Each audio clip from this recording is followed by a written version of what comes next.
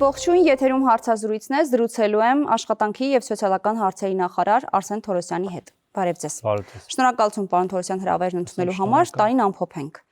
Ինչպիսի տարի է եղել 2025 թվականը նախարարության աշխատանքի տեսանկյունից, արդյունավետության գնահատմամբ։ Գիտեք, տենց կարճ դժվար է պատասխանել այդ հարցին, բայց կարծում եմ նախարարությունը իր առջև դրված խնդիրները մեծամասամբ լուծել է իր պատասխանատվության շատ լայն շրջանակում, որտեղ անունը ինքնին այո, տենց աշխատանքի եւ սոցիալական հարցերի է, բայց այն ընդգրկում է շատ սոցիալական հարցեր եւ շատ ոլորտներ, սկսած կենսաթոշակային ապահովումից վերջացրած տարբեր մեր սոցիալական խմբերի նկատմամբ մեր վերաբերմունքը, խնամքի տներ, անապահովության համակարգ, հաշմանդամության համակարգ, ճգնաժամից առաջացած խնդիրների լուծում, Ղարաբաղից տեղահանված մեր քաղաքացիների հարցերի լուծում եւ եթե ընդհանուր տենց կարճ բառով ասենք, կարծում եմ կարելի է դրական գնահատել։ Իհարկե դա չի նշանակում, որ չեն եղել խնդիրներ եւ կամ դեռ չկան լուծված, դեռ բոլոր խնդիրները լուծվել են, իհարկե դեռ կան չլուծված խնդիրներ եւ այդպես է լինելու է միշտ, երբեք չեն լինելու ինչ որ պահեր, որ երբ որ ասես այլևս անելիք չկա եւ դրանով է նաեւ պայմանավորված, որ մենք առաջ են գնում, նոր պլաններ ունենք 2026-ի համար, արդեն իսկ դրանց մեծ մասը կամ մի մասը հայտարարված է օրենքների, կառավարության որոշումների տեսքով, նախագծերի տեսքով եւ մենք առաջ ենք խաղացնելու այդ օրակարգը, որպեսզի ունենանք հնարավորինս ավելի ընդհանուր իդեպ կառավարության հետ, որովհետեւ դժվար է նույնիսկ մեկ նախարարության աշխատանքը առանձին գնահատել, ունենանք ավելի բարեկեցիկ, ավելի լավ երկիր։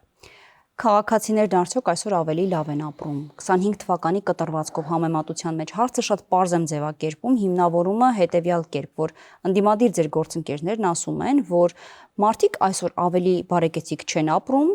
աշխատավարձներն այնքան բարձր չեն, որ հերիքի իրենց կարիքներին կենսամակարդակի բարձրացման տեսանկյունից, այլ կան որոշակի խմբեր կամ որոշակի խումբ, որի բարեկեցությունը բարձրացել է, իսկ աղքատները շարունակում են աղքատ մնալ, հարուստները էլ ավելի հարստանալ։ Ես էլ փորձեմ շատ պարզ պատասխանել ձեր, եթե կարելի է պարզ հարցին, հա, որովհետև եթե տեսեք, եթե մի ինդիվիդուումի մակարդակում մենք հաշվենք, կարող է մի կոնկրետ ընտանիք կամ քաղաքացի վատ էր ապրում, սկսել է լավ ապրել, կամ լավ էր ապրում, սկսել է հիմա վատ ապրել, կոնկրետ մի ինդիվիդուումի մասն է խոսքը, կամ մի միավորի, հա, ընտանիքի։ Եվ երբ որ օրինակ այդ քաղաքացուն ասես, գիտես, մենք հիմա սկսել ենք ավելի լավ ապրել, ինքը կարող է արդարացրու ասել, ոչ, ես ավելի վատ եմ ապրում, քան անցյալ տարի, նախանցյալ տարի եւ այդպես շարունակ։ Եվ ինքը ճիշտ կլինի, հա, մենք սխալ դուրս կգանք կոնկրետ իր դեպքում։ Բայց եթե մենք վերցնում ենք հավաքական, այսինքն բոլորին միասին, ամբողջ մեր ժողովրդին, ապա այո, մենք սկսել ենք ավելի լավ ապրել եւ դրա մասին են խոսում ոչ միայն մեր աչքով տեսածը, հա, երբ որ մենք հաճախ տենց օրինակներ ենք բերում, պարզապես փողոցներում, քաղաքներում, գյուղերում մեր տեսածը, այլ նաեւ թվերը, որոնց միգուցե ոմանք կարող են չհավատալ, այդ թվում մեր ընդդիմադիր, հա, գործընկերները, բայց այդ թվերը հավաքում են նույն մարդիկ, ինչ որ հավաքել են, ասենք 5 տարի առաջ, 10 տարի առաջ, 20 տարի առաջ, մենք այդ մասով իդեպ ոչինչ չենք փոխել եւ մենք վստահում ենք մեր վիճակագրական ծառայությանը։ Դրա մասն է խոսում աղքատության նվազող թվերը, դրա մասն է խոսում աշխատատեղերի ամեն ամսյա ռեկորդները եւ մենք կրկին ռեկորդ ունենք, օրինակ նոյեմբեր ամսվա թվերով մենք արդեն ունենք 815 հազար աշխատատեղ, հոկտեմբերի համեմատ էլի կրկին 5000-ով ավելի, սեպտեմբերի համեմատ էլ հոկտեմբերն էր էլի կրկին 5000-ով ավելի։ Ինչ է սա, եթե ոչ մարդկանց բարեկեցության բարձրացում հազարավոր, հա, հազարավոր մարդկանց, բայց նորից եմ կրկնում, կոնկրետ որևէ կոնկրետ միավորի դեպքում դա կարող է այլ ձև լինել կամ միջին աշխատավարձի բարձրացումը, երբ որ մենք տեսնում ենք թե ինչքան է բարձրացել, ու ընդհանրապես աշխատատեղերը մենք 250 հազարից ավել նոր աշխատատեղ ենք ստեղծել, հասկանում եք, դա լոկ խոսքեր չեն, 250 հազար նոր աշխատատեղ։ Ստեղծվածի մասին է խոսքը, ոչ թե ստվերից դուրս եկածի մասին։ Դա էլ է ստեղծված, որտեղ դա արդյունք է դերասում։ Ուղղակի հնարավորություն է ունեցել գործիքների միջոցով դա դուրս բերել։ 250 հազար ստվերային աշխատատեղ լինել։ Դրանց ճնշող մեծամասնությունը նոր աշխատատեղեր են, ստվեր հիմա էլ կարող է լինել եւ հիմա էլ կարող են նրանք դուրս գալ ստվերից եւ նույն տնտեսության աճը հնայի ձևով, մարդաշնչով հնայի հաշվարկով, որը կրկնապատկվել է վերջի 7.5 տարիներին, չի կարող չբերել բարեկեցության բարձրացման եւ բարեկեցությունը գիտեք միայն աշխատավարձ չէ, բարեկեցությունը նաեւ այն միջավայրը, որտեղ որ դու ապրում ես,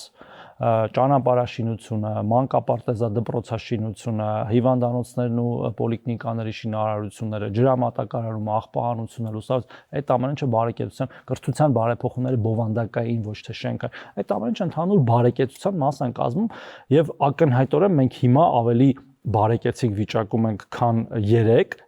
բայց ավելի վատ վիճակում ենք, քան վաղը, որտեղ վաղը պետք է ավելի բարեկեցիկ լինի, եւ սա մշտական գործընթաց է եւ երբեք չկանգնող, նույնիսկ աշխարհի ամենաբարեկեցիկ երկրները փորձում են դառնալ ավելի բարեկեցիկ։ Մենք հիմա զարգացող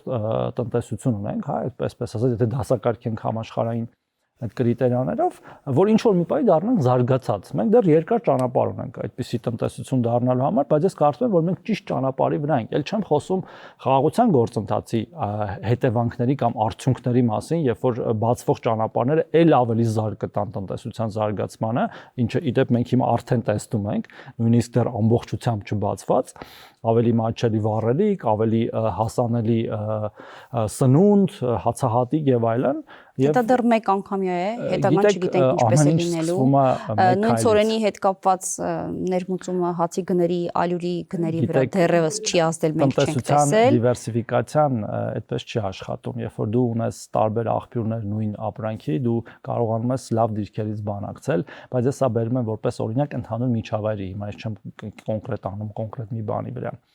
Եվ մեր տեսածը, եւ թվերը եւ տեղի ունեցող փոփոխությունները խոսում են դրա մասին, բայց նորից եմ կրկնում, մենք շատ հեռու ենք մեր երազած հայրենի կամ պետություն ունենալուց իր բոլոր ատրիբուտներով, բայց մենք ճիշտ ճանապարհի վրա ենք եւ համատեղ ջանքերով պետք է հասնենք դրան։ Պարոն նախարար, աղքատության մասին խոսեցիք, ասացիք, որ աղքատությունը կրճատվել է, սրա հետ բնականաբար համաձայն չեն ձեր ընդդիմադիր գործընկերները։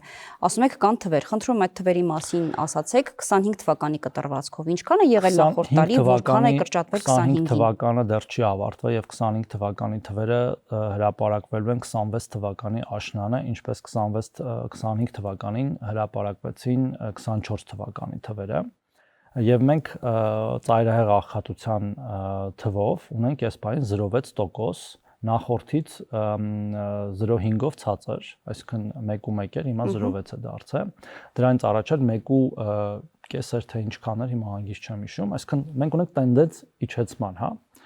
Գիտեք, կարելի է ասել, որ ես ոչինչին չեմ հավատում, հա, իհարկե, հիմա կարող ասել, որ ես չեմ հավատում, որ ես ձեր դիմաց նստած հարցազրույց եմ տալիս, բայց դա այդպես չէ, երբ որ դու ասում ես, որ մածունը սպիտակ է, սև է, այն սև չի դառնում։ Եվ նորից եմ կրկնում, այդ մեր գործընկերները չեն կարող պարզապես դա հերքել, քանի որ այդ մեթոդաբանությունը, նախ համաշխարհային մեթոդաբանությունը, թե դա ինչպես է հավաքվում, եւ երկրորդը դա անում են մարդիկ, որոնք որ միշտ այդ գործն են արել, եւ մենք ինքներս երբեք կասկածի տակ չենք դրել իրենց աշխատանքը նաեւ նախկինում եւ իրենք մնացել եւ աշխատում են։ Եվ նորից եմ կրկնում, երբ որ դու համադրում ես տարբեր ֆակտորներ, ես տեսեք չասեցի միայն թվերը, ես ասացի նաև մարդաշնչով հնարան, իդեպ այնտեղ մենք ունենք հարստության բաշխման Gini ինդեքսը, երբ որ ներքին հարստությունը ինչքան հավասարաչափ է բաշխվում հասարակության մեջ, մենք այդ մասով էլ ունենք բարելավում, այսինքն երբ որ ասում ենք, որ մենք ունենք հարուստներ, որոնք ավելի են հարստացել եւ աղքատներ, որոնք ավելի են աղքատացել, դա այդպես չէ, այդ ճեղքը մեր մոտ բարելավում է գնալով փակվում է, եւ որը իդեպ աշխարհում ամենտեղ կա, այնպես չի որ հարստությունը ամենտեղ հավասարաչափ է բաշխված, բայց դրանով գնահատվում է այդ հարստության բաշխման հենց արդյունավետությունը։ Մեր մոտ այդ ճեղքն էլ է գնալով փակվում եւ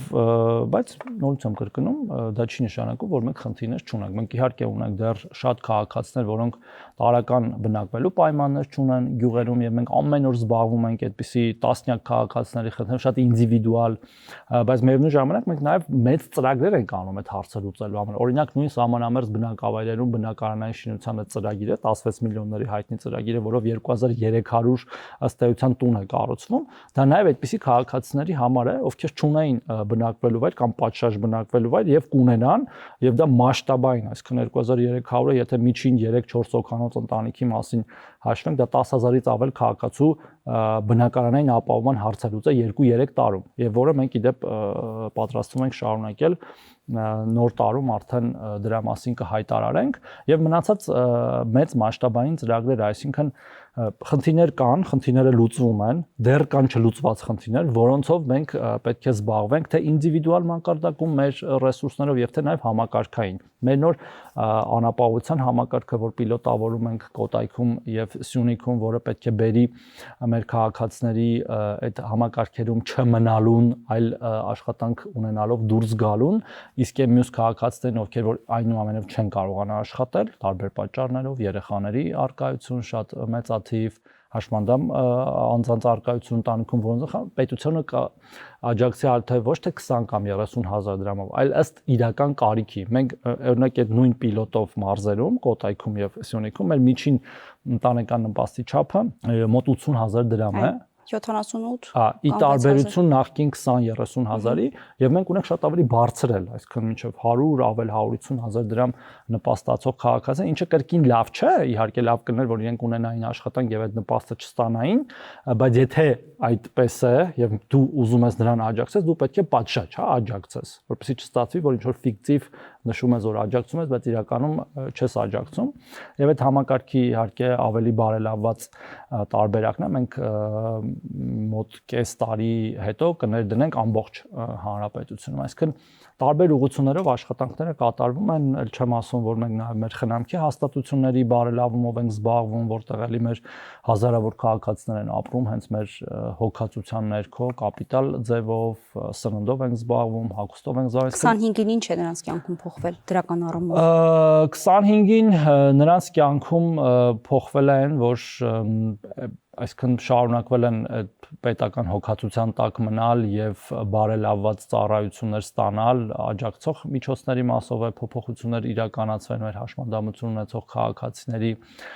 մենք որոշ տեղեր արդեն սկսել ենք վերանորոգման աշխատանքներ, որոնք պարզապես ավելի լավ պայմաններ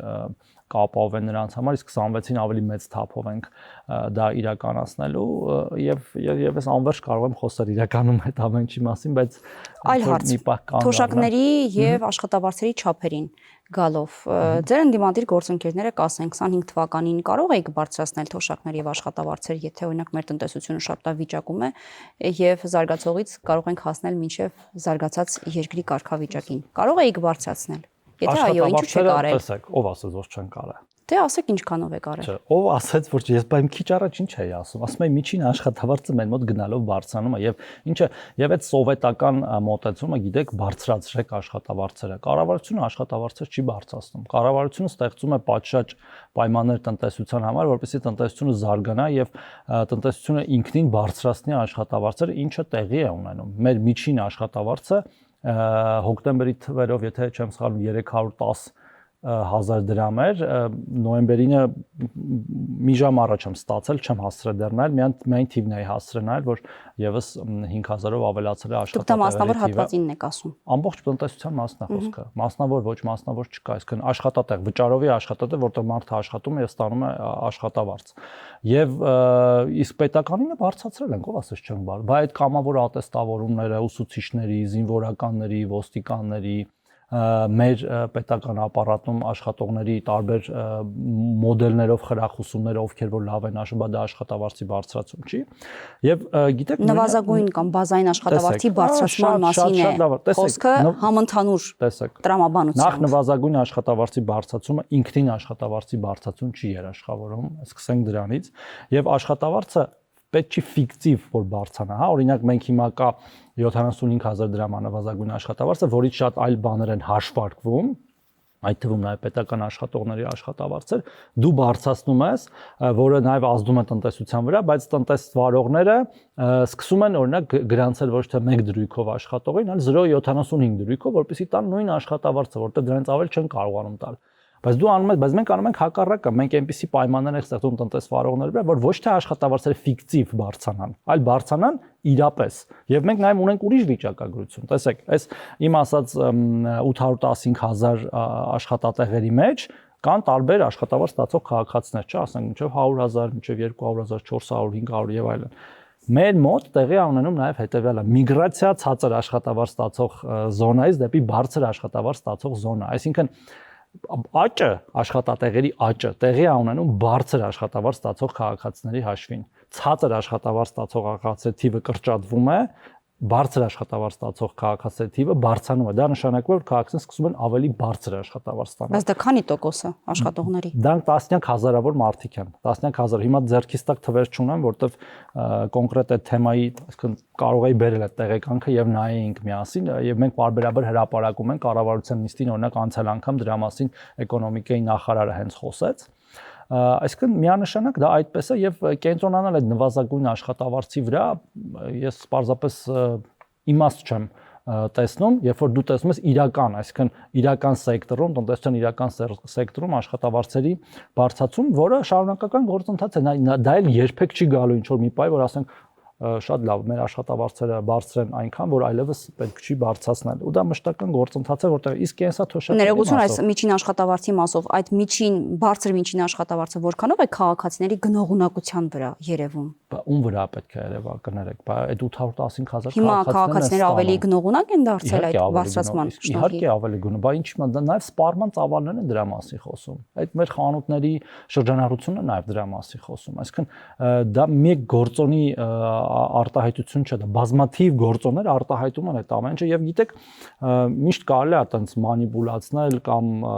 ոչ այդքան պատշաճ տեղեկություններ հաղորդել, բայց դու ինքդ էլ հո տեսնում ես, որ օրինակ չգիտեմ, այսօր կարող ես գնել մի միավոր, վաղը կարողանում ես գնել փոխաբերական 2 միավոր, հա։ Իհարկե ասում եմ կլինեն քաղաքացիներ, որ կլինի հակառակը, կլինի 2 միավոր գնող եւ 1 միավոր գնող տարբեր պատճառներով, բայց հավաքական կոլեկտիվ մեծ թվերի մեջ մենք ունենք այդ պատկերը եւ հակառակի մասին խոսելը պարզապես կամ անտեղյակություն է, ինչը այդպես չէ, այդ մեր գործընկերները, իրենք շատ լավ այդ ամեն ինչի մասին գիտեն եւ պարզապես խեղաթյուրում են փաստերը, իսկ կենսաթոշակների մասով մենք ունենք հետվճարի համակարգ, որը բարձրացրել է բազմաթիվ կենսաթոշակառուների կենսաթոշակ եւ ոչ միայն այստեղ համընդհանուրի մասին են խոսում, ինչու՞ չեք բարձրացնում համընդհանուր բոլորինը, ոչ թե այդ դետալային հատվածներով, մեկը հետվճար, մեկը սոցիալական որոշակի կրեդիտ, համընդհանուր հատվճարից կարող են օգտվել բոլորը, դա նշանակում է դա համընդհանուր է։ Մենք չենք ասում, գիտես, կարող է օգտվել միայն Թորոսյան Արսենը, կարող են օգտվել բոլորը, դա նշանակում է համընդհանուր։ Մի ժամանակ կար, ասում էր բոլորի թոշակը սարքեք ուղղակի 100,000 դրամ։ Գիտեք, մենք էլ ասում ենք, ոչ թե մարդը օգտվի այս գործիքից ստանա հետվճար։ Որ կենսաթոշակները բարձրացնելու նորարարական գործիք ենք ներդրել, որը շատ լավ աշխատում է եւ 350,000 մեր 350-ից ավել 1000 քաղաքացիներ, տեսեք 350-ից 1000 պատկերացնեք, չէ՞, դա ինչքան մարդ է օգտվում են դրանից եւ իրենց կենսաթոշակը բարձրացնում են եւ հիմա կարող են ավելի շատ թվով քաղաքացիներ օգտվել եւ իրենց կենսաթոշակը բարձրացնել 20%-ի չափով մինչեւ 10,000 դրամ, ինչը քիչ բարձրացում չէ եւ դա միայն կենսաթոշակառուները չեն, իդեպ դա բոլոր մեր նպաստառուներն են 660,000 քաղաքացի եւ մենք պատրաստ ենք շարունակել այդ նորարարական գործիքի ներդրումը եւ ես վստահ եմ, որ քաղաքացիները շատ լավ հասկանում են թե դա ինչու է արվում, որտեղ նաեւ դա են դրանք են այդ գործիքներն են գեներացնում հարկեր, նոր հարկեր, որոնք գնում են պետական բյուջե, որոնց նորից վերադառնում են իրենց կենսաթոշակների եւ այլ աջակցության տեսքով եւ ոչ միայն պարզապես կանխիկ վճար, այսինքն գումարի տեսքով, այլև այդ ճանապարհները, դպրոցները, այդ ամեն ինչը արվում են այդ հարկերով եւ այս հարկային կարգապահությունը, որը մենք պետք է նաեւ ստիպենք, որ տնտեսվարողները ունենան, մեր իսկ գործիքներով, իդեպ մեկ ուրիշ գործիք էլ հիմա լրիվ էլ համընդհանուր դնում ենք այդ 2%-ի այդ վճարով, արկա քարտով բանի օգտագործելու դեպքում դա նույնպես բերելու է մեր հարկային մուտքերի բարձրացման, որը կրկին բերելու է կենսաթոշակների եւ մնացած ամեն ինչի ավելացման։ Այսինքն սա համատեղ օգտակար մի գործընթաց է, որով մենք պետք է առաջ գնանք եւ ես կարծում եմ, որ որևէ տարբերություն չկա թոշակառուին դու տալիս ես այդ գումարը, չգիտեմ, միանգամից, թե օրինակ ինքը առևտուր անում եւ մյուս ամիս ստանում է այդ գումարը իր քարտի հաշվի վրա, ինչ տարբերություն։ Պարոն նախարար, իսկ ընդհանուր առմամբ եթե նպաստառուների եւ թոշակառուների ընդհանուր թվի մեջ փորձենք տոկոսով հասկանալ, քանի տոկոսի մոտ է տեղի ունենում այդ բարձրացումը, եթե 25-ի կտրվածքով դիտարկենք, քանի տոկոսն է այդ գործիքից օգտվել եւ կարող ենք ասել այսքան տոկոսի մոտ օրինակ թոշակի նպաստի բարձրացում կա։ 650,000 ունենք այդպիսի քաղաքացիներ։ Այդ թվից քանի տոկոսի մոտ է բարձրացում կա։ Եվ 350,000-ը օգտվում է, դա 50%-ից բարձր է, որտեվ 350 բազմապատիկ եւ 700,000, այսինքն 55%-ը օգտվում է այս պահին արդեն։ Դա արդեն մեծամասնությունն է, բայց այդ համակարգը այնպեսին է, որ ցանկացած ոք հենց սկսի Թիվը կբարձրանա։ առևտուր անել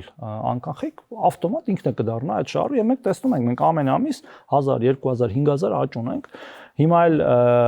երբ որ արդեն ամբողջությամբ անցնում ենք անկանխիկի ապրիլի 1-ից եւ մենք տեսնում ենք, որ մեր քաղաքացիները նաեւ դրան են գնում, այդ թիվը ավելի կաճի եւ մենք պատրաստ ենք այդ գործիքներով զարգացնել, այսինքն բանը, համակարգը եւ ըստեղ ես որևէ տարօրինակ բան չեմ տեսնում, նաեւ անկանխիկի մասով ինչ որ տարօրինակ լուրեր տարածում, որոնց բազմիցս անդրադարձել ենք, այդտեղ նույնիսկ չեմ ուզում նորից խոսել դրա մասին։ Գործազրկության մասին խոսենք։ Դուք ասացիք նոր ստեղծված աշխատատեղերի կամ ստվերից դուրս եկած աշխատատեղերի ռեկորդային թվի մասին։ Այո։ Իսկ գործազրկության մակարդակը մեր երկրում 25-ին կարողացել եք գոնե մի քիչ իջեցնել։ Ախր այդ ամեն ինչը նույն բանի մասին է։ Ես զարմանում եմ, որ հարցերը դեռ ծագում են։ Կնկա մենք ունենք X թվով քաղաքացիներ, հա։ Եթե աշխատում են Y թվով քաղաքացիները, ապա այդ Z-ը ինչ որ թիվ է, եթե Y-ը մեծանում է, Z-ը փոքրանում է ավտոմատ։ Դե ասեք Z-ը որքան է փոքրացել։ Ես մը չեմ կարող անգիր այդ թիվը ասել գործազրկության, գործազրկության հետ մի քիչ նուրբ պահեր կան, էլի։ Այդ գործազուրկ գրանցված քաղաքացիները, որոնք որ մեր համակարգում, ասենք հիմա վերջի տվերով 39000 են, հա, գրանցված։ Այդտեղ էլ մի քիչ նյուանսներ կա։ Դրանց մի մասը իրականում զբաղված են, բայց նաև ինքնազբաղված են եւ պաշտոնական աշխատանք չունեն։ Մի մասը գրանցված են, բայց չեն ուզում աշխատել, հա, այդպես էլ կա, որտեղ մեր համակարգերում մենք իրենց ավտոմատ գրանցում ենք։ Մենք այս մասով հիմա մի քիչ տնային աշխատանք ենք իրականացնում, որ այդ թվերը ավելի ճշգրիտ արտահայտեն։ Գումարած դրան կան մարդիկ, որ ոչ գրանցված էլ ոչ էլ աշխատում են։ Տարբեր տեսակի բանը կատեգորիաներ կան չաշխատող քաղաքացիներ, որոնք ուզում են աշխատել, բայց չեն կարող, որոնք որ չեն ուզում աշխատել, բայց կարող են եւ այդպես դասակարգվում են իրան գործազրկության, բայց ակնհայտ է մի բան, որ եթե մենք ունենք կայուն ազգաբնակչություն, իսկ մենք ունենք կայուն ազգաբնակչություն, հա, եւ այդ կայուն նկատում թվի տեսանկյունից եւ այդ թիվը աշխատողների մեծանում է, նշանակում է չաշխատողների թիվը փոքրանում է, այլ կերպ չի կարող լինել։ Եվ մենք ունենք այո նաեւ իջնող գործազրկություն, այստեղ մի փոքրիկ տարբեր ներողություն, մի փոքրիկ բան դիտարկում կարող է լինել։ Եթե ընդունենք ելակետը այն, որ ոչ թե ստեղծվել են նոր աշխատատեղեր եւ նոր աշխատողներ են ընդունվել աշխատանքի, գործազրկների թիվը դրանով է կրճատվել, այլ եղած աշխատողները, որոնք աշխատում էին ստվերում, դուրս են եկել, ստացվում է նոր աշխատողներ չեն ընդունվել աշխատանքի եւ գործազրկների թիվը այս տեսանկյունից չի նվազել։ Ես նոր քիչ առաջ հերքեցի այդ հանգամանքը, որովհետեւ չի կարող նման բան լինել։ Տնտեսությունը զարգանում է եւ այս աշխատատեղերի ճնշող մեծամասնությունը նոր աշխատատեղեր են, որտեղ եթե այդպես չլիներ, մենք չէինք ունենա նաև այդ հնայի աճերը, իդեպ հնան չի հաշվարկվում միայն իրական հարկային մուտքերով, նա ավելի բարդ մեխանիզմով է հաշվարկվում, եւ մենք ունենք նոր աշխատատեղեր, այս աշխատատեղերի ճնշող մեծամասնությունը նոր աշխատատեղեր են, ինչը նշանակում է, որ գործազրկությունը իջնում է, ավելին ասեմ, մենք ունենք նաև աշխատողների դեֆիցիտ։ Եվ եթե չունենայինք մենք աշխատողների դեֆիցիտ, այլ երկրներից չէին գա Հայաստանի Հանրապետություն աշխատելու։ Դե դուք գիտեք, այստեղ մենտալիտետի հարց լինենք, շատ աշխատանքներ կան, որ մեր քաղաքացիների համար դա այդքան էլ այդպես չի, այդքան էլ այդպես չի, շատ քաղաքացիներ ոչ միայն դիրքի, այլև այլ պատճառներով չեն աշխատում, ունեն այլ եկամուտներ, նաև դրա համար չեն աշխատում, բայց համարվում են իրենց գործազուրկ, որտեղ նույն օրինակ շինարարության ոլորտում խոսքը ինչ որտեղ անարժանապատիվ, չնայած անարժանապատիվ աշխատանք չկա, բայց մտածողության մեջ մենք ունենք։ Ասենք հիմա շինարարության մեջ այդ մարդիկ Եգիպտոսից գալիս են, օրինակ բարձր որակավորված շինարարական աշխատանքներ են կատարում, որը եթե ստեղ լիներ այդ աշխատողը, այդ մարդիկ չէին գա։ Իմ ասածը նրա մասն է, որ նաև աշխատանք կա, աշխատող չկա շատ դեպքերում, այստեղ իհարկե կրթության հարցեր կա, որակավորման, հա, որտեվ դա պահանջում է նաև հմտություններ եւ գիտելիքներ, մենք այստեղ է պետք է աշխատենք, որպեսզի օգնենք մեր քաղաքացիներին վերավորակավորվել, վերապատրաստվել, բայց մի բան ակնհայտ է, որ աճող աշխատատեղերի հետ մեկտեղ գործազրկությունը ընկնում է եւ դրա մասն է խոսում բազմաթիվ գործոններ, ընդհանուր մինչեւ པարզ զրույցները, ասենք գործատուների հետ, որոնք չեն կարողանում աշխատող պարզապես գտնել իրենց բացվող կամ ընդլայնվող բիզնեսների համար։ Ամփոփում ենք զրույցը, բայց քաղաքական մի քանի հարցով, քաղաքական տարին էլ կամփոփեք։ Ոնց էր 25 թվականը ձեզ համար։ Անկյունակարային, որտեվ ամենակարևոր իրադարձությունները 21-ից 25 թվականը այդ տեսանկյունից անկյունակարային հայոց նորագույն պատմությունը, ես կասեի։ Խաղաղություն եք բերել։ Այո, խաղաղություն է հաստատվել Հայաստանում եւ մեր տարածաշրջանում եւ մենք հաստատակամ ենք եղել դա բերելու գործում, չենք տրվել տարբեր պրովոկացիաների եւ տարբեր հոսանքների հետ կանգնելու այդ կարևոր ճանապարհից եւ օգոստոսի 8-ի հռչակագրերը, որոնք ես անվանում եմ խաղաղության հռչակագրեր, թեև իրենք ուղիղ այդպես չեն կոչվում եւ նաեւ այն հուշագրերը մյուս երկկողմ ամերիկյան, հայ-ամերիկյան բերել են խաղաղություն մեր տարածաշրջանում, որի պտուղները մենք այսօր էլ խաղում ենք եւ զգում ենք եւ մենք հաստատակամ ենք այդ խաղաղությունը ավելի կայուն դարձնելու հարատև, որպեսզի մեր ժողովուրդը այլևս զրկանքների եւ ցավի միջով չանցնի։ Պարոն Թորոսյան, բայց ընդդիմադիր գործընկերներն օրինակ կասեին 25 թվականին դուք տվեցիք միջանցք։ Սրան միատարծականք եք։ Գիտեք, դուք ապաշրջափակում կամ սահմանազատում ամբողջությամբ չարեցիք, որտեղից է ձեր արդյունավետությունը ժողովրդական ինչ որ ասացվածներ բերել, բայց երբ որ դու մի իրական փոփոխություն ես բերում, որը շատ տեսանելի եւ շոշափելի է բոլորի համար, ինչ ուզում են թող կողքից ասեն, ինչ ուզում են ասեն։ Մենք երբեք ոչինչ ոչ մեկին չենք տվել, մեր սուվերեն տարածքից եւ իրավունքներից եւ չենք տալու։ Դրա մասին բազմիցս ասել եւ ցույց ենք տվել։ Եվ ապա շրջափակումը բերելու է այնպիսի տնտեսական էֆեկտներ Հայաստանի Հանրապետությանը, որոնք մենք երբեք չենք տեսել, միայն երազել ենք, բոլոր իշխանությունները երազել են բացել ճանապարհները եւ սահմանները, բայց դա նրանց մոտ չի ստացվել եւ հույս ունեմ, որ մեր մոտ է սկսված գործընթացը ապաշրջափակման կհասնի իր տրամաբանական ավարտին, ամբողջությամբ բացելով մեր սահմանները երկու փակված, որտեվ միայն այս երկրի վատը ցանկացողը կարող է ուզել փակ սահմաններ հարևանների հետ, աշխարհում չկա տենց երկիր, որ ուզենա, որ իր սահմանները մնան փակ, բացառությամբ այն երկրների, որոնք որ բաց չեն ընդհանրապես հիմա։ Բայց մի քանի բեռնափոխադրում Ադրբեջանից Հայաստան դա սահմանների բացում եք որակում։ Սահմանները բացված չեն, դա ասում եմ ապաշրջափակումը ինչ որ դուք ասում եք լիովին կա ժամանակահատված, որ լիովին, այսինքն որոշակի մասնակիորեն գտնում եք, որ սահմանները բացվել են։ Ամբողջությամբ կբացվեն, հիմա պարզապես կոմունիկացիաներն են սկսել աշխատել Ադրբեջանի եւ Հայաստանի միջև, Վրաստանի միջոցով եւ կգա մի օր եւ որ դրանք կաշխատեն ուղիղ եւ դա կլինի եւս մեկ անկյունակարային պատմական ձեռքբերում մեր համար։ Անույնը մենք ինչու չենք կարողանում Ադրբեջանի տարածքով անել։ Ով ասաց, որ չենք կարողանում։ Մենք կարողանում ենք մեր տարածքից Ադրբեջանի տարածքով բեռներ տեղափոխել։ Դեք ամեն ինչ ունի սկիզբ, շարունակություն եւ զարգացում։ Հիմա սկիզբը դեռ չտեսած, մենք ուզում ենք միանգամից ավարտը տեսնել։ Դրան էլ կհասնենք, իհարկե, բայց ինչի մասն է խոսքը։ Բայց ամեն ինչը երկկողմանի է, դրանք այդ ամեն ինչը նախատեսված է եւ փաստաթղթերով եւ տեղի կունենա գետնի վրա։ Բա ինչ է չկարողացա 25 թվականին իրականացնել, որը խոստում եք Շատ բան չկարողացանք եւ դրա համար էլ աշխատում ենք, բոլորն էլ բոլոր քաղաքական ուժերը, բոլոր մարդիկ ունեն նպատակներ, երազանքներ, դրանք եւ դրանք գնում են դրանց ուղղությամբ, բոլոր եթե երազանքը ամբողջությամբ իրականացվեր միանգամից, ապա այլևս էլ ապրելու եւ աշխատելու իմաստը չեր ունենա, հիմա ես չեմ կարող տես թվել կոնկրետ կետերով, բայց մեր գործունեությունը ամենօրյա միտված է դրան, որ մեր առջև դրված նպատակները եւ նոր նպատակների սահմանումը տեղի ունենա եւ մենք գնանք դեպի այդ զարգացած երկիր։ Շնորհակալ եմ։ Ասեմ շնորհակալ։ Զրուցակիցս աշխատանքի եւ սոցիալական հարցերի նախարար Արսեն Թորոսյանն էր։ Կհանդիպենք։